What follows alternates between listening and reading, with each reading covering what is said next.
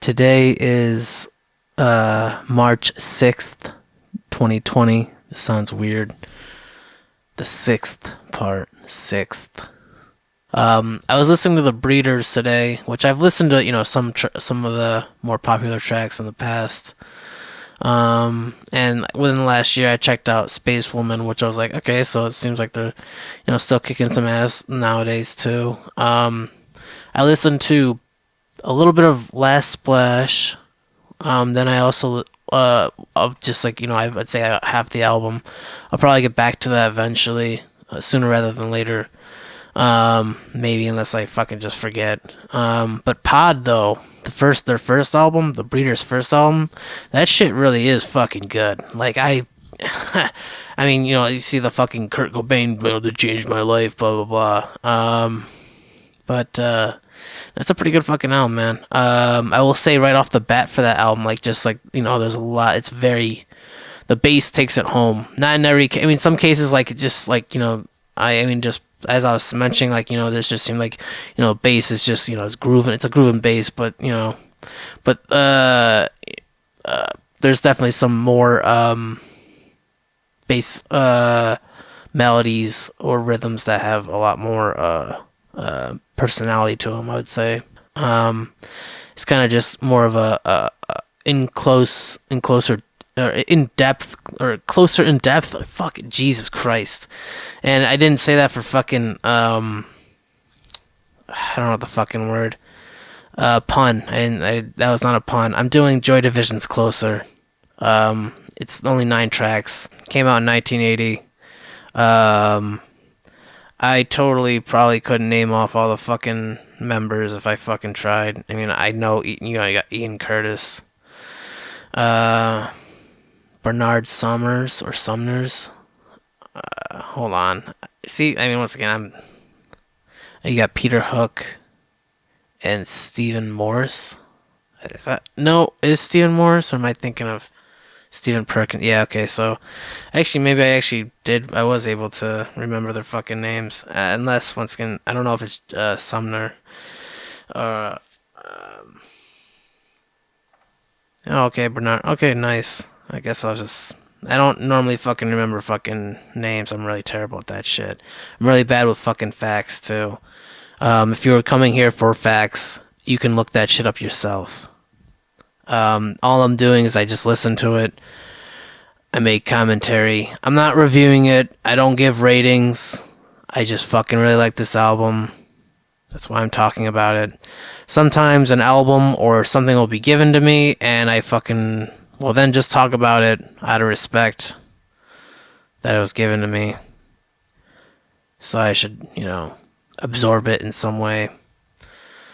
But honestly, I know this is so stupid, but I honestly was like, God damn, I'm kind of happy that fucking I was able to remember their names. Once again, I never fucking remember names, so maybe that's something. All I'm going to do is just name off the track listing, and we're going to get right fucking into it. Alright, so you got Atrocity Exhibition. That's the first track. That's 6 minutes and 4 seconds. I'm going to be using YouTube Music as the app to fucking listen to it. I'm sure it's fucking available pretty much in most places. I don't currently have it on vinyl. I did at one point. I sold a lot of my shit because I'm an idiot. I've fucking told that story a number of amount of times. But just, long story short, thought digital, and I still probably think that digital is gonna fucking take over eventually. We just gotta figure this shit out. Otherwise we're gonna be paying a fuck ton of money for all these fucking monthly streaming services. God damn. Anyway, Atrocity Exhibition is first track, like I said, is 6:04. Second track is Isolation at 2:55. Third track is Passover at 4:44. 4 minutes and 44 seconds. For anyone who needed that fucking clarification. Fourth track is Colony at 3:55. Fifth track is a means to an end at 4:08. 6 is Heart and Soul at 5:53. 7 is 24 Hours at 4:28. 8 is The Eternal at 6:04. And 9 is Decades at 6:14.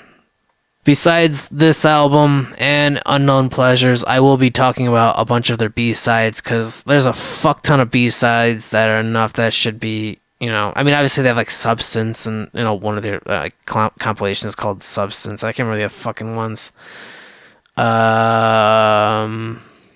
Still, they got these, I'll figure that shit out later, but like, one of my favorite songs of all time is fucking The Kill. I believe Dead Souls is another one that just happens to just not be on fucking either album. Fucking A, Love Will Tear Us Apart, From Safety to Where. And just, not right now, now I'm reading off of some of the fucking lists. I just have to not have to remember.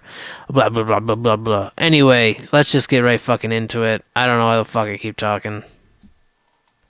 Alright, I'm starting off with Atrocity Exhibition. Say that again. Atrocity Exhibition. I'm being honest. I do prefer the first album over the second album, but the second album is definitely, I would say, a lot more cohesive because they kind of, it's basically where do we go from here? Just kind of polish up what you did before. It's pretty much fucking it. I was, I don't know, the fucking, I normally always, I'm always into like very consistent albums, and, this is, I would say, is a pretty consistent album. And I mean, there's times where it can be consistent, but I don't like it. I don't know. I know consistent's a pretty lazy term. The guitar kind of sounds like a fucking, a tire just like about to burst. It's just way too fucking rubbery. There's a lot of, fucking nice ass percussion though. There's just like, he's just kind of like fucking, it's almost like just repeated fills.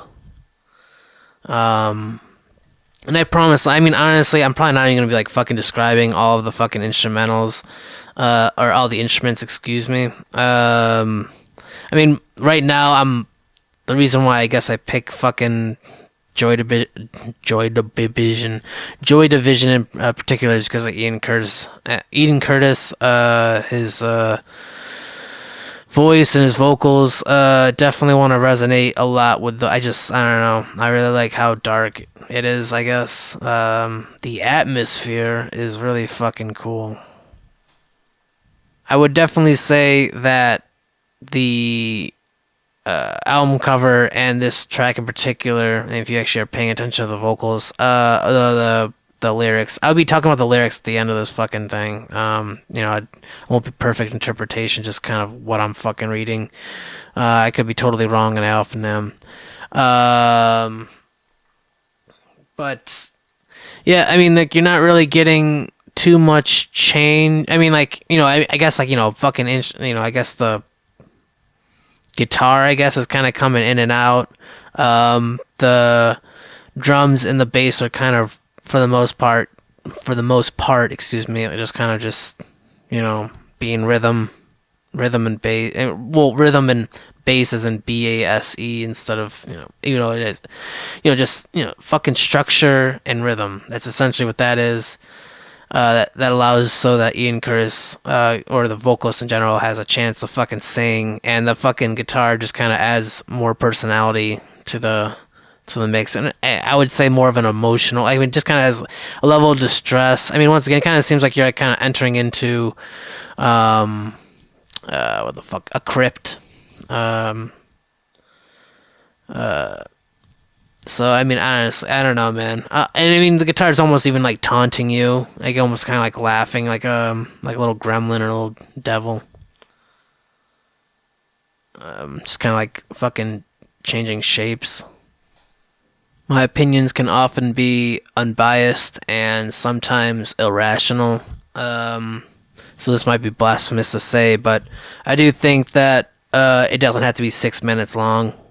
It's a good song. I do like it, but I do think that the 6 minutes, and this is just, I guess, even personal experience. Like, I've made songs that are fucking longer than they should be, and I'm like, fuck. Once again, clarifying, I'm not as good as Joy Division. I'm nowhere near. I've said this in the past. I mean, I don't personally care about like making like intro tracks or interlude tracks or what have you. This is, I would say, a pretty solid intro track in a sense. Just kind of like shows you a little taste of what's to come. I mean, once again, like it's a good intro. I mean, once again, I don't really care about that shit, but anyway. Next up is Isolation, and the bass is fucking like, whoo, the fucking, and then you got this incorporation of synthesizer, dude, and the synthesizer, oh, man, and I don't know, man. I mean, like I said, I would say the drums for the most part often have a very military-like stance or structure. Or even like a very refined machine, maybe even more. I would say more leaning more to the very refined machine, where just all the gears are moving in a perfect fucking. I mean, I was literally, fucking waters were dripping today out of a faucet, but it was just making a perfect fucking like metronome. It was fucking crazy, man. I mean, maybe that's fucking. I mean, I always thought that like sometimes it would just kind of be very irregular because it's fucking water. Anyway. Isolation is the track I'm fucking talking about. If I haven't just fucking, I mean, I'm talking about right now anyway. It's a very, very fucking bump and move like song. I mean, it's kind of funny because what I mean. The song's called Isolation. It would seem like it'd be a much more gloomier song, and it's still a very gloomy song. Which I mean, the synthesizer probably adds that type of atmosphere. But yeah, I don't know, man. I mean, once again, like, this band doesn't really... It's not really adding... I mean, so far anyway, I mean? It's already more, halfway through the fucking song. And it's not, it's not really changing up too much, if that makes any sense. I mean, often sometimes, they go into this, like, little bridge or breakdown or fucking... It's got to, go into a chorus or something like that. But, like, this is just... the atmosphere is very... I keep on saying... The attitude... We'll say, attitude in this case. I didn't mean to say atmosphere. The attitude in this case is, I don't know. I think I just kind of lost myself. It's very consistent. It's honestly, I mean, like, definitely kind of got that punk feeling to it. Punk often, being a little bit faster. I totally just fucking lost myself. I gotta listen to this fucking song and smoke to it, so I gotta shut the fuck up real quick. If I remember what I was saying, it was just mostly that the attitude for the song, or this song in particular, like, I mean, there isn't really any change ups. I mean, Steven will sometimes fucking, add a little bit of filler or whatever or whatnot. But fucking Bernard for the synthesizer will add some chords, or just add a couple more notes, here and there. But the melody, the rhythm, the structure's all pretty much fucking the same throughout the entire song. But I mean, the only thing that kind of like changes up everything to kind of like allow you to, the storytelling is pretty much with Ian Curtis. I mean, the storytelling is also in the fucking music. Don't get me wrong. I mean, it's good fucking, I mean, it's good ass song. Isolation is one of my favorite songs. But yeah, I mean, am I just crazy? I mean, like, pretty much, they're not, it doesn't really go, I don't know, there really isn't, I mean, like, the fucking just saying Isolation is like the chorus, that's all it is. But like, the chorus, I would say, I mean, once again, like, I guess like the change up is when, I don't know if the change ups are very fucking like very minimal, but it's enough to, I don't know, it's a very natural feel. I don't know, man, it's fucking, for as much gloom that's being expressed through the vocals, it's still a very exciting ride. Next up is Passover. I mean, it's only track 3, and they've kind of returned back to the guitar. And you're definitely getting a similar feeling from the first track, Atrocity Exhibition, as Passover.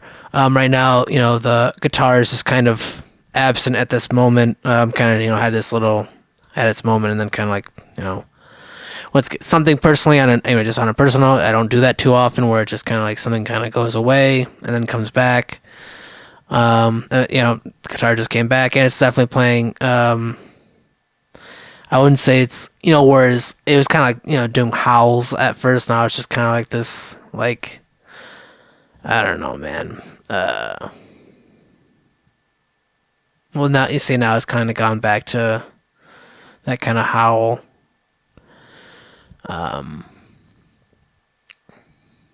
Yeah, I mean, once again, I don't want to listen to the entire track. Once again, I don't want to make this like total commentary where I'm fucking, I don't know, just, like I said, I mean, for the most part, I mean, the fucking bass and the drums, for the most part, fucking Peter and Steven, very solid. I mean, Hook is a very, accurate fucking title for a bassist, specifically this fucking bassist. I mean, I would say, sort of, for the most part, this track is structured more to how songs are how our songs are typically structured. Not, I mean, obviously, still, it's Joy Division land that I'm in right now. But yeah, I mean, like with the guitar, kind of just like, kind of like stepping not necessarily stepping aside, but like, I mean, like quieting down. I don't, what I mean, like in comparison to like Isolation, where the synthesizer was pretty consistent for the most part. I mean, everything was just pretty. I keep on saying consistent, but I mean, like, I hope it makes sense. I mean, once again, the guitar for this fucking track, anyway, is coming in and out, very much kind of like a phantom or a ghost. Yeah, it just seems like this like underground maze. You just fucking, you don't know where the fuck you're going. I guess what gives it the post-punk stance and makes it post is literally, I think, probably because of the music. Each song is on the longer side, where punk is typically like, fucking 2 to 3 minutes. Like 3 minutes is really pushing it. And I know there's plenty of songs that you could name off that are over 3 minutes long that are considered punk songs that are badass. But you get what I mean as a stereotypical punk song goes. As for how it goes, anyway. Or you get what I mean, I hope. Even before, fucking Tonight. I mean, just the two things that really stuck out to me for the most part for Joy Division is always the bass and the vocals. I mean, like, I'm not saying like the fucking guitar or the synthesizer or the drums are fucking shitty or anything like that. It's just, I guess, personal. It's just those are the things that stick out to me the most, for the most part. Just always kind of fucking.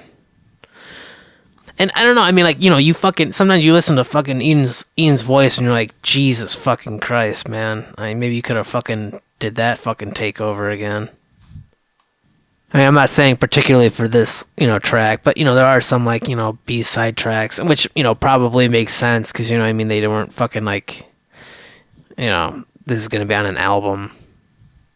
It had potential. I mean, and clearly, people fucking need to inject Joy Division into their fucking veins. So, they just fucking grabbed all the tracks, as much fucking demo they fucking could. If I didn't mention, I'm on Colony. I don't know if I fucking mentioned that.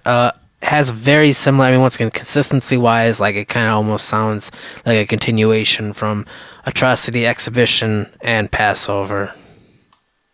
I mean, I admire Ian Curtis's voice so much, and, I mean, like, his melodies, stances can be fucking hypnotic for me. I mean, this entire band, excuse me, not just this album, but then not even just Ian Curtis. I mean, this band, I mean, they're fucking hypnotic for the most part, for me. But yeah, I mean, like, when I'm doing the vocals and shit like that, I'd want them to be like, kind of more like, Ian Curtis. Fucking, there's plenty of other, some of the other people that I'd fucking kind of, put out there, that I would like to sound like, might even be fucking complete opposites of some of the other influences. Like, some other, like, Robert Smith would be a fucking, brilliant fucking, influence, to have, if I could sound closer to that.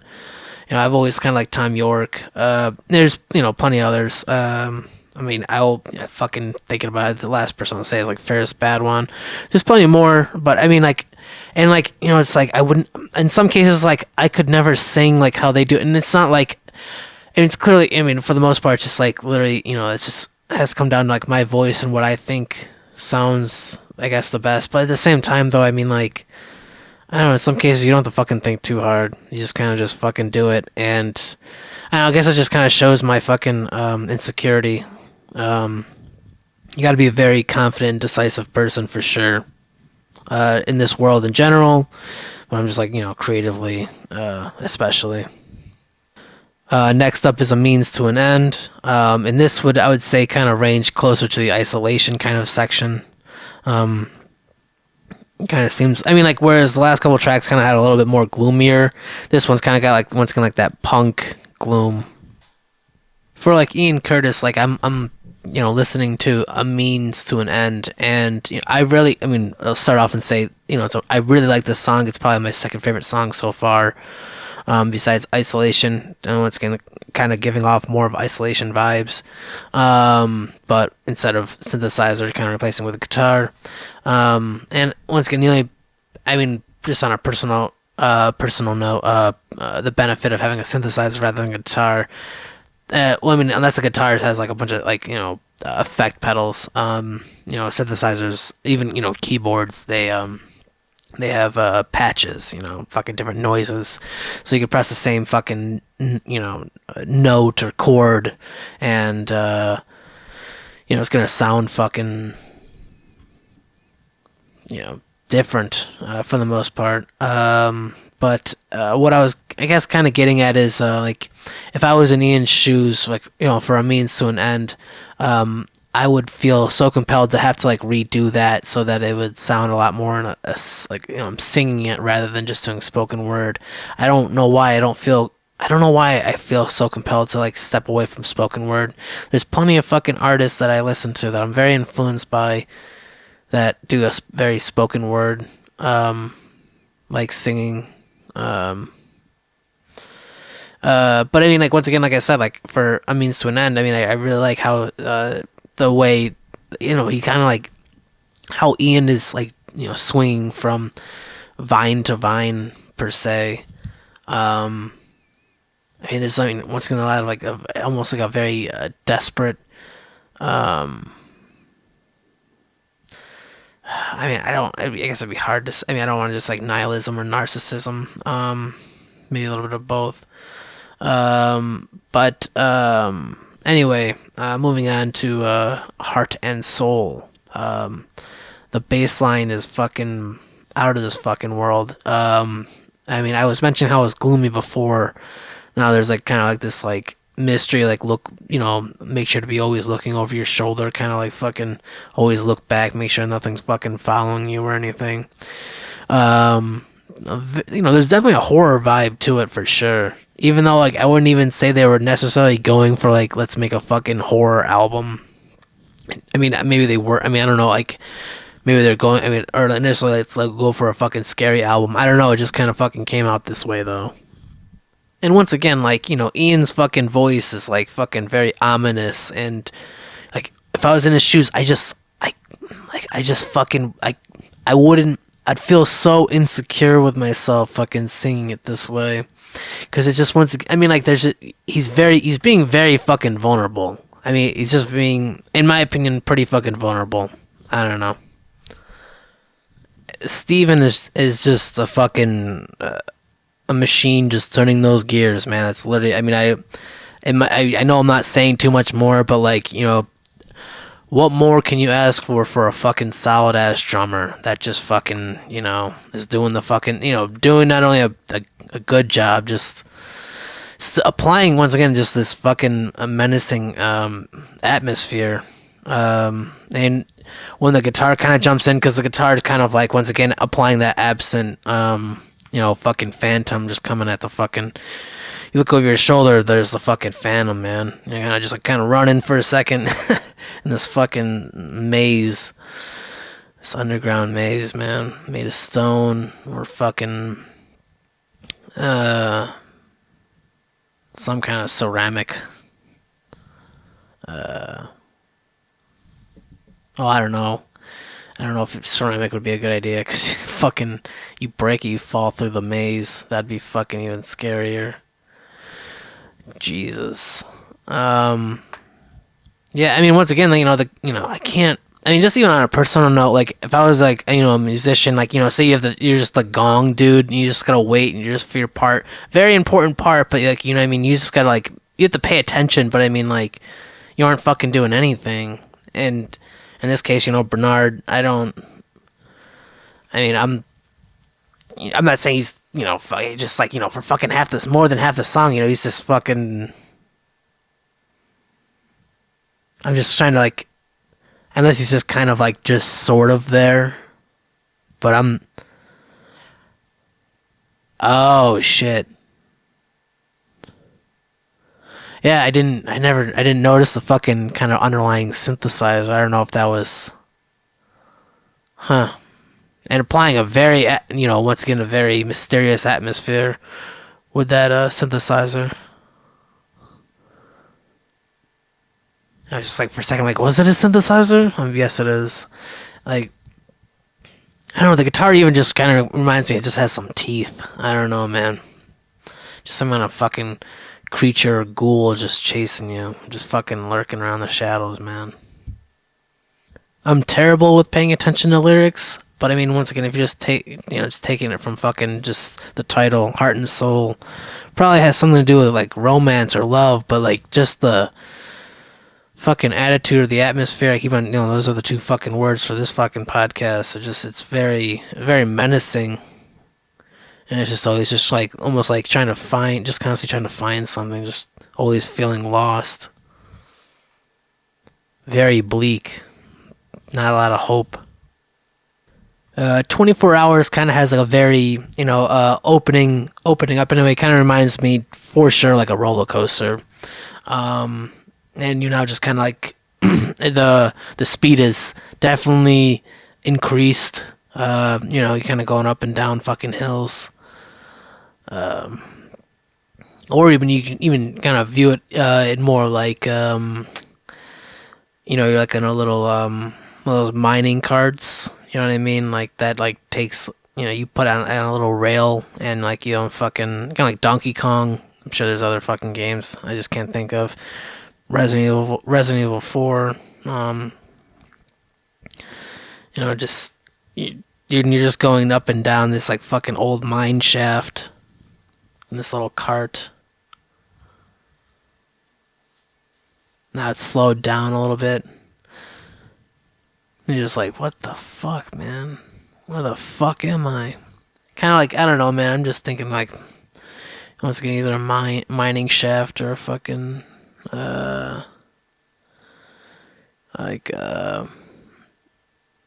pyramids or fucking some kind of tomb. This might be kind of a controversial statement, but just listening, just once again, actually paying attention. Ferris Badwan and Ian Curtis have a very similar fucking way of going about of singing. I mean, like I know Ferris is now starting to sing more than just doing spoken word.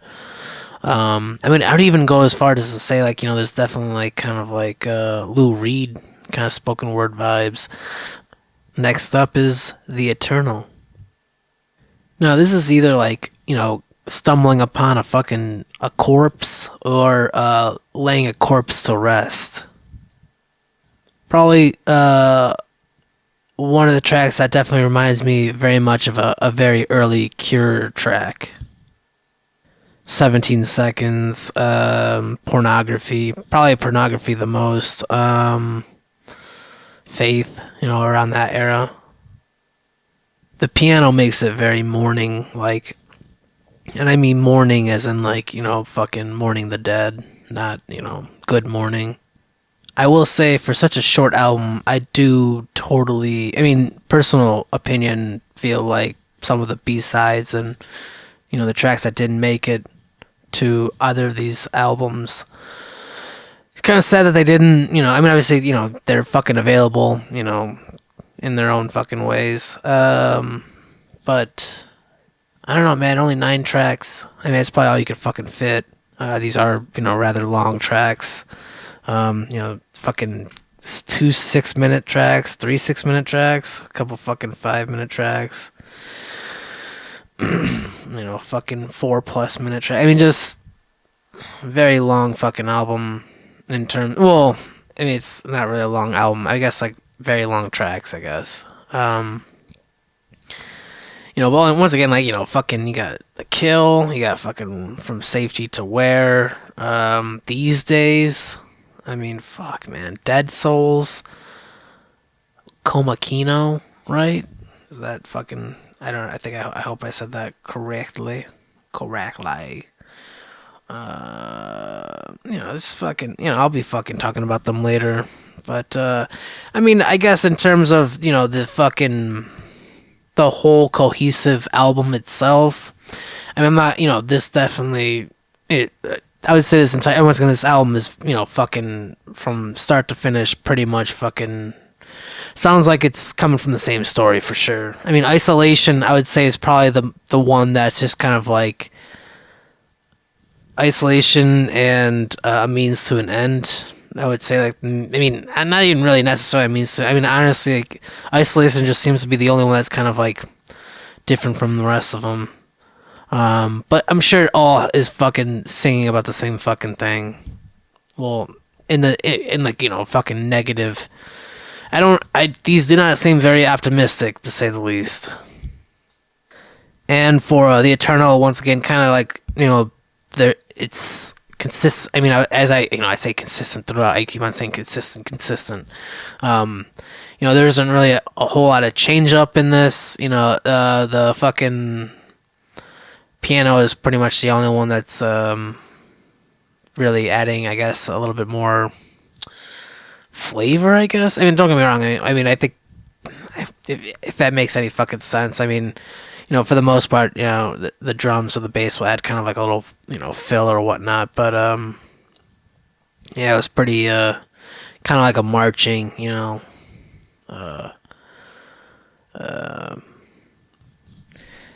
I don't know. And, I mean, I'm not even going to say, it's, I guess it could be very daunting, I guess.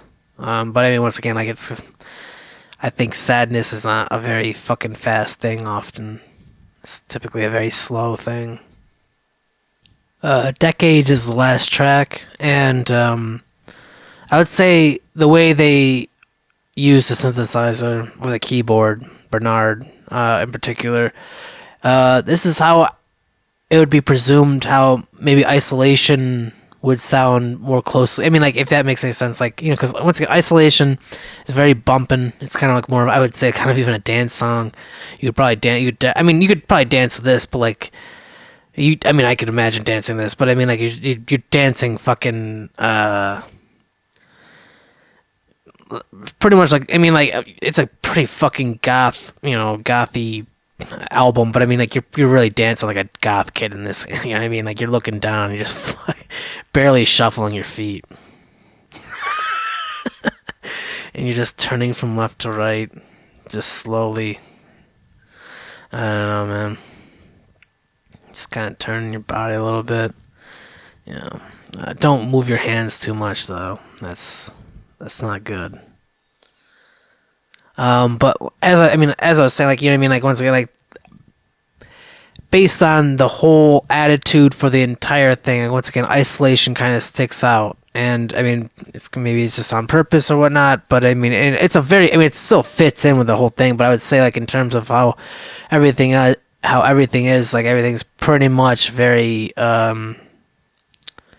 grieving, I guess. Like, it just, everything seems to be grieving for the most part.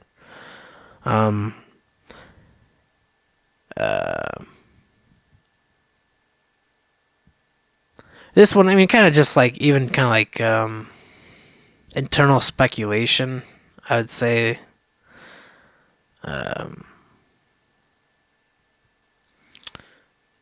Fucking A.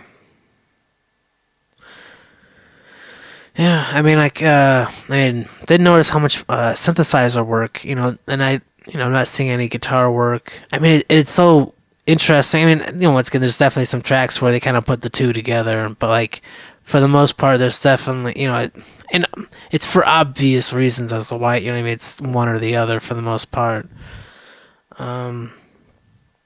But fucking I don't know. I just sound like a fucking dumbass for saying that because that's clearly it should be obvious. Well, I mean, in this case, there was two synthesizers going on at during this song, and I don't know. I just once again, I just listened to that's the reason why I do this for the most part is because once again, it's just like actually paying attention to it. Otherwise, I'm just like listening to it, like fucking like, yeah, man, this is awesome. I love this. I love listening to it, but I don't, I'm not even asking why. I just am. So, I don't know. And I would say for the most part, this last track is kind of like, in a sense, a combination where, it doesn't seem to change up too much, but at the same time, though, like, the most lively thing is, the keyboard in this case, if not the guitar, when the guitar is on, but it's not here, clearly. Yeah, I don't know.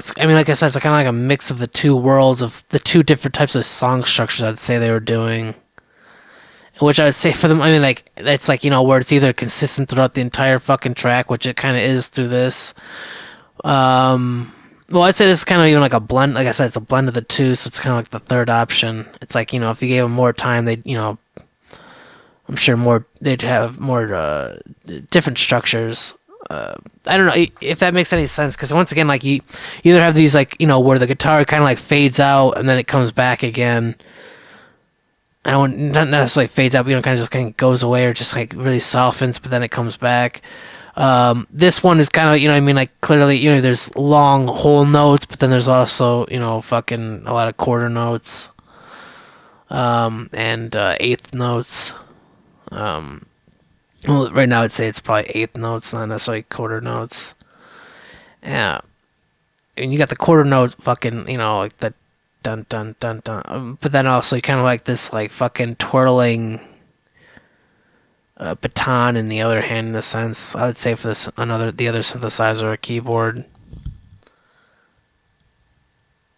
Alright, probably just gonna let it play out, because I don't know, there isn't much else to say, and just read off the lyrics, kind of decipher it in my own way, probably be wrong, but once again, something I don't really do is check the lyrics, so it's nice to know what the fuck they're actually singing about. But how I always feel is it's probably expressed through the fucking emotions of the instrument, whether fucking, a guitar, bass, drums, keyboard, synthesizer, or voice. This does definitely intrigue me to want to check out Unknown Pleasures, but also, obviously, the B-sides. In reference to the podcast, because, I've listened to Unknown Pleasures and the B-sides a lot. Alright, so for Atrocity Exhibition, first two lines, asylums with doors open wide, kind of referring to insane asylums, and typically, I don't know, man, like, people are paying to see inside, and I think that's just kind of like, people are willing to pay to see torment. The narrator, I try not to like literally refer to specifically the person who wrote the song, but sometimes I do. But the narrator is saying, in arenas, he kills for a prize, wins a minute to add to his life. So just kind of like, winning, getting these prizes, getting these things that are reasons to want to live. Or giving life to this person, but saying the sickness is drowned by cries for more, which kind of just like, I just on once again a personal note, like, I'm happy, I finished recording vocals on this one track the other day, but that was only one. There's still plenty more, and even after I'm done with this album, there's another one. So in one sense, like, it's like happiness because I can continue to still make new stuff, and you know what I mean, like within time. But at the same time, though, there's still that it's very hard. I mean, sometimes it could be very hard to be optimistic constantly. I mean, some people, it's always like that glass thing is a half empty or half full. And sometimes it's very hard to not to always see it as half full.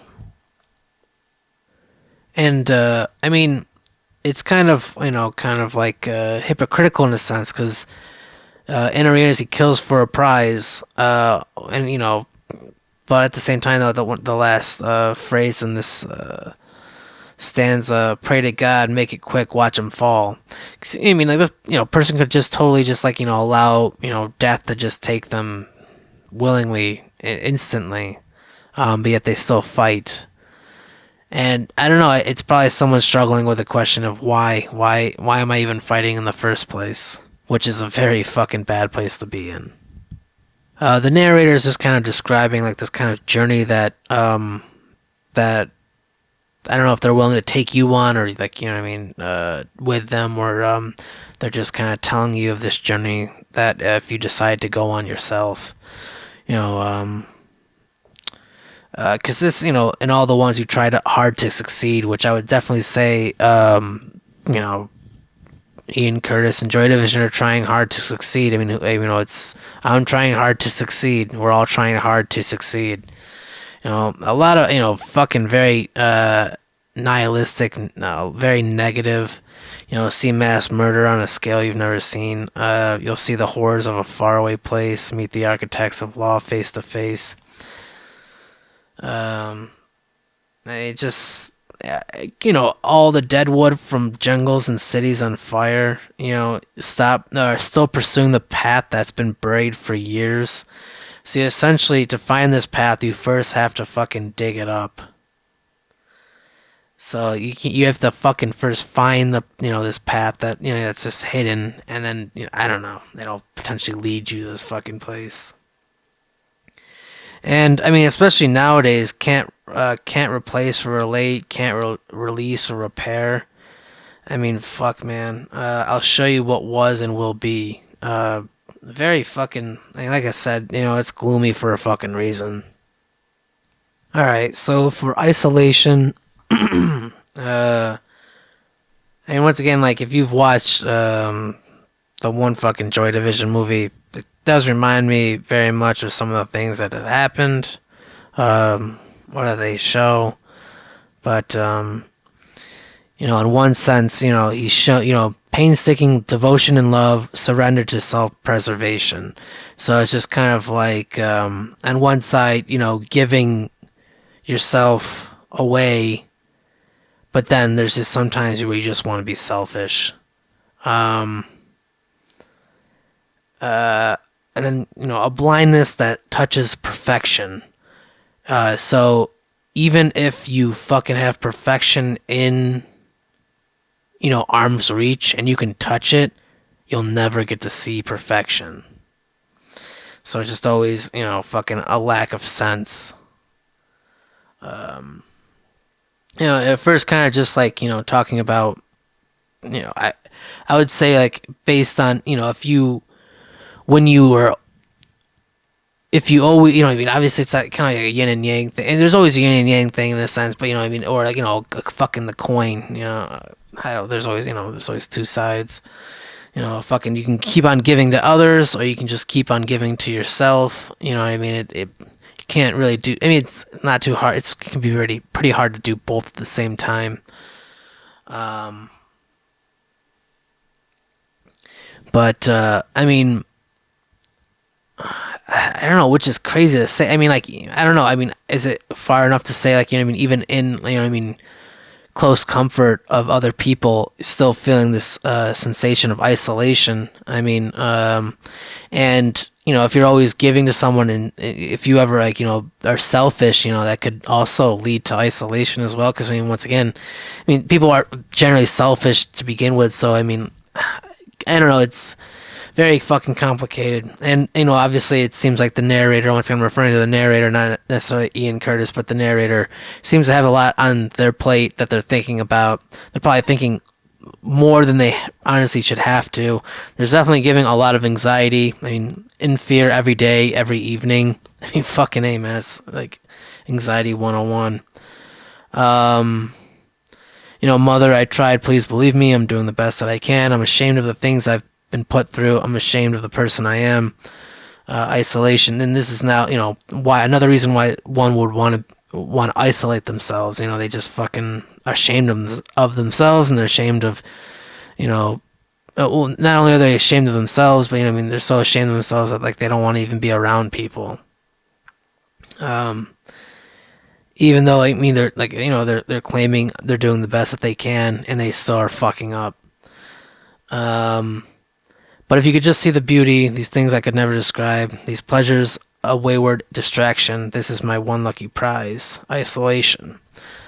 In which I will definitely say, the fact that I've did the Ice Age, like I think there are 4 albums or whatever.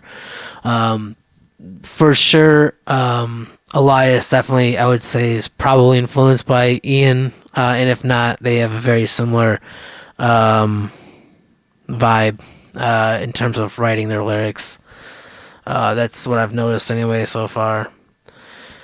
But the power of isolation, something that once again can make you feel very, very, very lonely, but other times very, very, very powerful.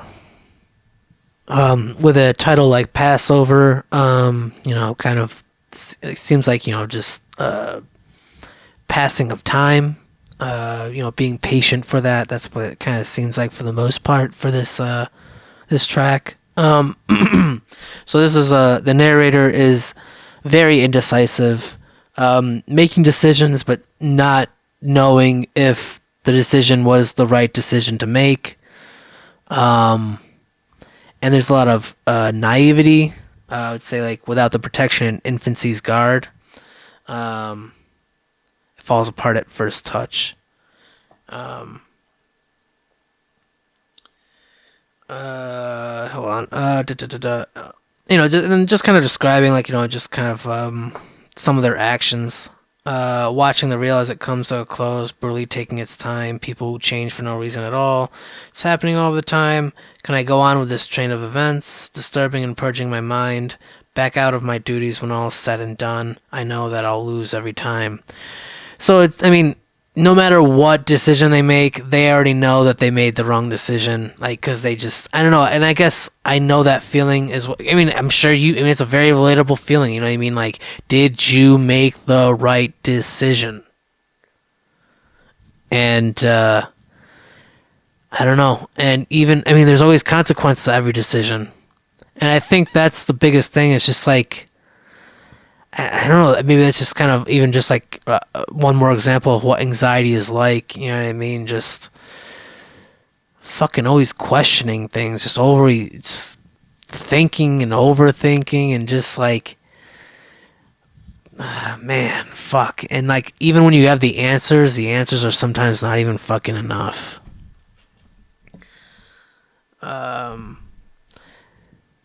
Moving along in our God-given ways. It just essentially, it's, as time's gonna pass, actions are gonna be made, reactions are gonna be fucking had. Forgive and forgets what they teach. But then, kind of goes into this fucking dark-ass imagery and watches they drown by the beach.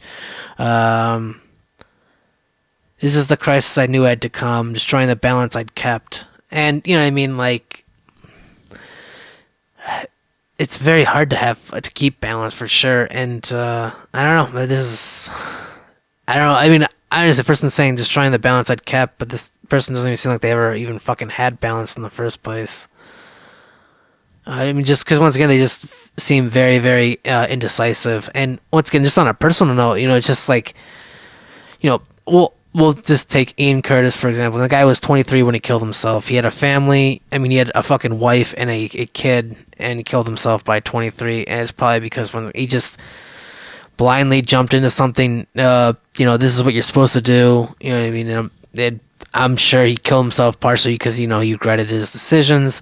But once again, like the indecisiveness and, if he was just like a little bit more free, you could, I don't know. Obviously, it's it's very complicated, especially relationships, and especially jumping so quickly into something. If he had just given it time, you know what I mean? Like he didn't. That's the thing, though. You don't know.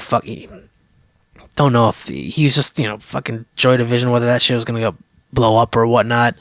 And then once when like someone else of interest comes into the picture frame, it's just like not a variable even fucking remotely even considered.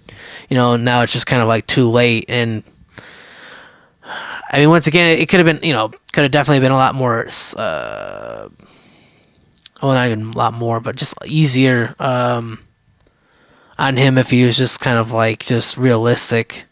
But I mean, once again, I know I'm going like deep into it, but there's like a certain fantasy element, just like in naivety. Once again, just that everything's okay, but at the same time, though, like mixed with, I mean, that's why it's so imbalanced, mixed with this indecisiveness. So it's just crazy that he even had the action or the fucking, I guess, charisma, the fucking drive or determination to make these moves. I mean, because I guess it was just like almost like kind of like I would say how like an election is, just like fucking, you got like 51% is this, but well, I mean, which I'd say was a great majority. But if you go even smaller, 36, 24, 12%, whatever. And I'm not, obviously, I'm not considering a 50. Anyway, I'm just saying anyway.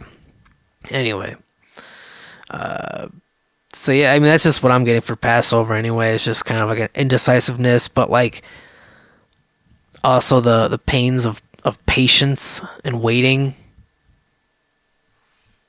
I mean, once again, not trying to literally make the narrator out to be directly Ian Curtis, but it's just really hard not to see Ian Curtis's personal distress calls being screamed into lyrics, and no one, I just don't think anyone, even because they're just metaphors, you just wouldn't. I mean, this is a cry for help, a hint of anesthesia. So it's just like someone asking for some kind of like, they just want to be fucked up, essentially. You know what I mean? Like they can't handle their reality. They can't handle the pain, so they need something to muffle it, a painkiller. The sound from broken homes. I mean, once again, like the only reason why I keep on thinking, like if I'm not thinking about Ian Curtis, like it's just kind of like referring to just like the sound of from broken homes, just kind of just talking. I mean, just fucking this home's not very warm. We used to always meet here, which is really fucking. I mean, just once again, just a sad. God damn, and because once you're calling a place home, we always used to meet here, and like you're not, so you're just, home has not been. I mean, once again, so fucking dark, man. Home has not been a place where either of them have been in a while, is what that line's basically saying. As he lays asleep, she takes him in her arms. Some things I have to do, but I don't mean you harm. And I think this is the sound of. I mean, based on, once again, going into Ian Curtis's life, it just sounds like, he's afraid that of his actions, that his wife would leave him. I mean, that's what it sounds like. Hands him the bag she packed, the tears she tries to hide. A cruel wind that blows down to our lunacy. A worried parent's glance, a kiss, a last goodbye. So, I mean, once again, just really... I think I don't know, man. It's hard to not. It's really hard not seeing it. It's almost fucking A, man. And the last couple lines, dear God in his wisdom took you by the hand. God in his wisdom made you understand. It's just, that's really fucking depressing, man. Especially for what he had done. And just leaving it to God and his wisdom, like this higher power, that once again, that destiny, or that this all actually amounts to something, that there's a and if you don't really take that this all happens for a reason, that that there is some kind of level of freedom, and that people take their lives sometimes for reasons that they believe, you know what I mean, like that were such a big thing, but they really weren't. Or maybe they are. I don't know.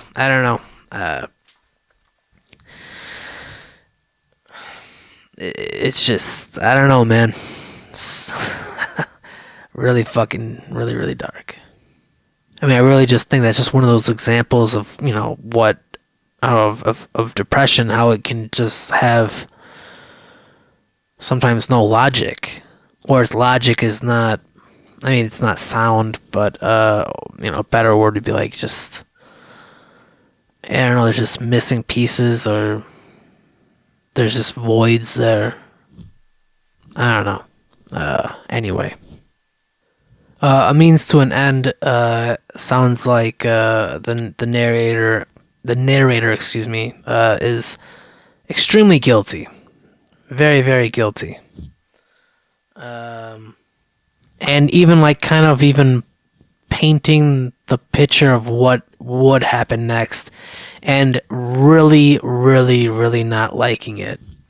I mean, once again, if he was, you know, older and he, you know, had his time to sleep around or whatnot, and decided not to get married so quickly, I'm just, I guess, referring once again specifically to Ian Curtis, I really think that things might have turned out a lot different.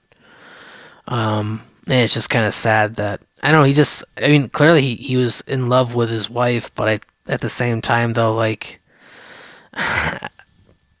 you know, he didn't want to leave her. And he was sad. He'd be, you know, clearly sad for her to go. Not that it seemed like she was going to go. I mean, I don't know. Maybe she would have went. I don't know. Maybe she would not have been happy at all. I mean, she probably didn't. Anyway, fucking, I wouldn't be happy with that. So, but at the same time, though, just even like, just the fact that the act had happened, just like all of that guilt and shame, just like, yeah. I mean, some people just can't handle that shit. Can't handle the shame, and they can't handle the guilt. I mean, for me personally, man, I always have I have a lot of, you know, memories that just always make me feel fucking like cringy, or just like, god damn it, like, why the fuck did I act that way, or why did I do that? What the fuck is wrong with me? I mean, if I'm just being fucking honest, it sounds like, you know, a fight that, like, you know, just kind of like the reveal of what has happened, you know. I mean, it's making like, you know, we fought for good, stood side by side, our friendship never died. On stranger waves, the lows and highs, our vision touched the sky, immortalist with points to prove. I put my trust in you. And once again, just sounds like, you know, a relationship, or a very, you know, close friendship anyway. And, you know, a legacy so far removed. You know, a legacy is like a long-lasting story. And I would say something similar to that would be like a marriage, for example. So far removed, so basically divorce. One day will be improved. You know, hope, you know, there's like a small droplet of optimism right there. But I think that's just, you know, telling yourself that to just make you somehow feel better, which is totally not gonna fucking happen. You know, once again, referring to, you know, what once was, we were the better kind, to the same, set free too. I always look to you.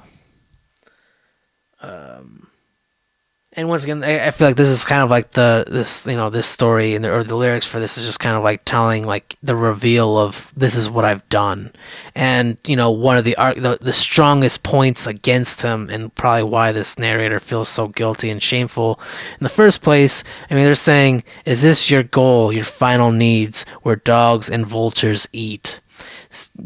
Vultures are scavengers, and dogs, you know what I mean, like, you know.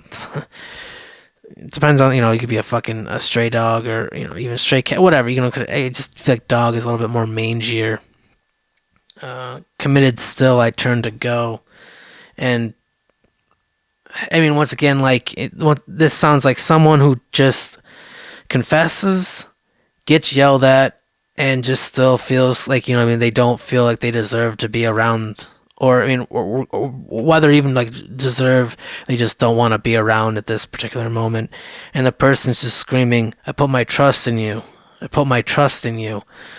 And so once again, just the guilt and like you can, I can totally understand where Ian's coming from and all his, I mean, the sadness that he felt for sure. You can totally fucking see it in these, if you just fucking read the goddamn lyrics, man.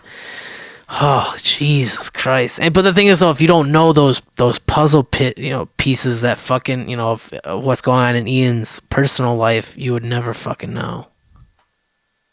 Now, I just saw the phrase of death disco, and I mean, I can't remember which, I mean, I think it was referring to a means to an end, but thinking about the fucking bass lines, there's definitely, like, some disco-like elements. It's fucking, thinking about it, it's fucking weird, but I could totally see that, a very, very depressing disco. Instincts that can still betray us. I'm now in Heart and Soul. Instincts that can still betray us. So basically, like, just saying, like, kind of have free reign. So, like, you, in terms of, like, say, a committed relationship, you can fuck up at any moment in time. You can just, at any point in time, just go and kiss someone or fuck somebody at any point in time. For example, a journey that leads to the sun. Where are you gonna go if you go to the fucking sun? You burn the fuck up and die.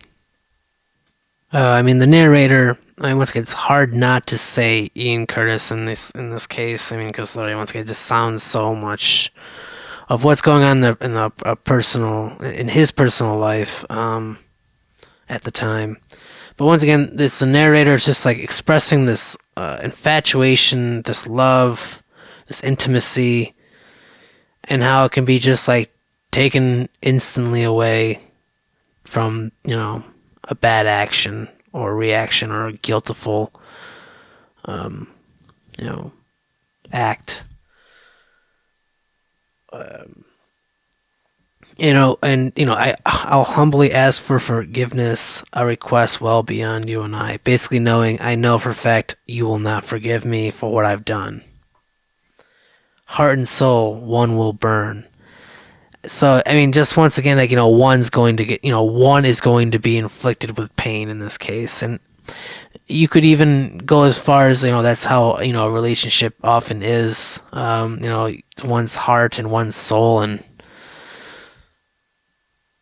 it's fucking very hard not to hurt one another. I mean, just even on, like, an example of just, like, a friendship or just trying to talk to people. I'll say something and I go, I don't know why the fuck I just said that, because I wasn't fucking thinking, because, like, you don't, it just, and it just ends up being an inappropriate comment or an opinion. And you didn't mean to harm or hurt at all. You just fucking, just said what was on your mind. And, you just weren't thinking that it was gonna, potentially hurt. It'd be like saying, I fucking hate corn. And someone's like, I love corn. And you didn't know they loved corn. I mean, it's a really stupid, silly example, but you get what I mean, I hope. An abyss that laughs at creation. Almost like, kind of having this, like, personification, like sadness or whatever, like despair is like this living force that's literally, fucking jumping around creation and, just tormenting it. A circus complete with all fools. It's just probably referring to just fucking society in general. Foundations that lasted the ages, then ripped apart at their roots. And once again, just sounds like, a sudden divorce or like, the departing or exiting of a relationship or friendship. The grip of a mercenary hand. Mercenary being a paid person to do a job or whatever. So this is someone that's not close, per se. A hired hand. When savagery turns all good reason, there's no turning back, no last stand. Heart and soul, one will burn. And once again, like, if I didn't have, reference to, Ian's personal relationship, I wouldn't know what exactly what the fuck he's saying. I mean, it'd probably just seem like this very kind of ambiguous, uh, depressing, disparaging message that Ian's trying to say. When it is still all those things, it's just, once again, there's just missing pieces that you just nobody fucking knew about. Hopefully, that'll be the last time I say that. Existence, well, what does it matter? Basically saying, why the fuck does it matter to live? Essentially, I exist on the best terms I can. So this person's at least trying to do the best that they fucking can. Even though they really fucking don't care. Well, I don't think it's necessarily don't care, but they just really. I don't. It might not be not necessarily. Maybe they care too much. Actually, could be the other way around. I think it's like they might care too much. The past is now part of my future. The present is well out of hand. And once again, heart and soul, one will burn. So once again, like the past is now part of my future. Someone who's very guilty or ashamed or mortified by their past that is traumatized them to this day. And the present is basically just fucking currently at the current moment they can't handle the past. Now 24 hours is probably one giant puzzle piece that would definitely add to everything that's been said. That if you didn't know what was going on in Ian's life, this would definitely. I mean, this narrator is now specifically talking about love, and what once was innocence now turned on, or excuse me, what once was innocence turned on its side. A cloud hangs over me, marks every move, deep in the memory of what once was love.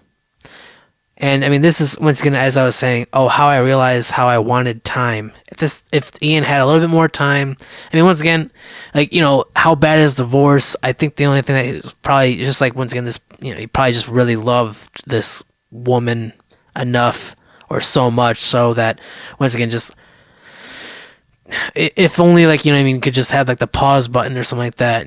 Just get his fucking little, just if he was allowed to be a free person for just a little bit longer before getting married. I mean, just how fucking things come to be, I guess.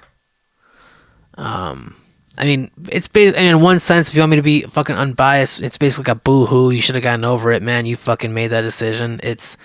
But at the same time, though, I mean, a lot of people are very fragile, very vulnerable. I mean, I say that harshly, but I mean, like, I'm definitely one of those fucking people that, definitely can relate with Ian in a lot of sense of a lot of regret and feeling ashamed and guilty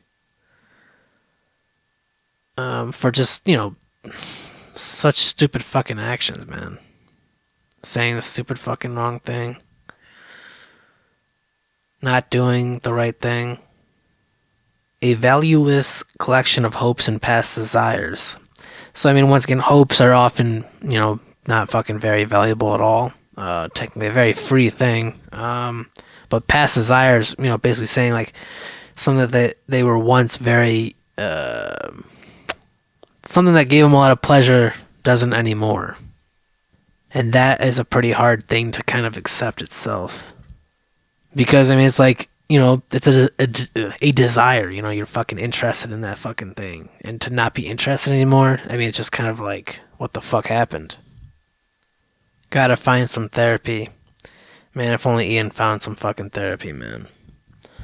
And I guess this song honestly kind of has like literally a moment of like, of calm, I guess. I mean, like, yeah, like this person's very distraught, but like, even though they are distraught, this is for some reason one moment where their mind's just not thinking about, like it's just kind of like, it's ease like it's not as filled with fucking confliction as it normally is for just this brief moment.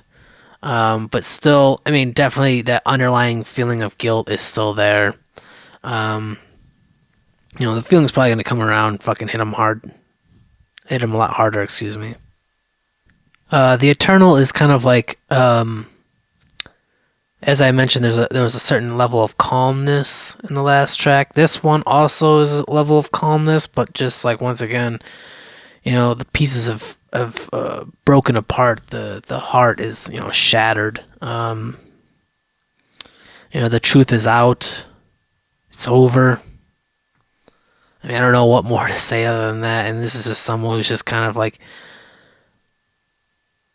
bleak, fully in bliss, in a sense. And bleak, full bliss. That's what I would say this definitely feels like. Like once again, just it's over. I mean, basically just, but at least it's finally fucking over, I guess. I honestly can't even believe that this is like that Decades is their last track. You know what I mean? Like, I mean, it kind of really. I mean, in one sense, I can believe it because it's like each ritual showed up, the door for our wanderings, opened then shut, then slammed in our face. Where have they been? And I don't. I mean, I think that. God, I don't know, man. It's really fucking, really sad, man. Because I mean, this is someone who's like accepted it's over, and they don't want to play this game anymore. That's essentially what that is.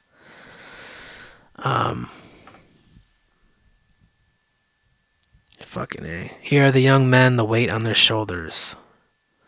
Here are the young men. Well, where have they been? Fucking A. Pushed to the limit, we dragged ourselves in, watched from the wings as the scenes were replaying. Oh, fuck. We saw ourselves now as we never had seen. Portrayal of the trauma and degeneration, the sorrow we suffered and never were free. Weary inside, now our hearts lost forever. Can't replace the fear or the thrill of the chase. This was someone that fucked up, made a mistake, and just couldn't live with the consequences of their action, their naive action. And I guess I'll leave it at that. Thanks for listening and take it easy.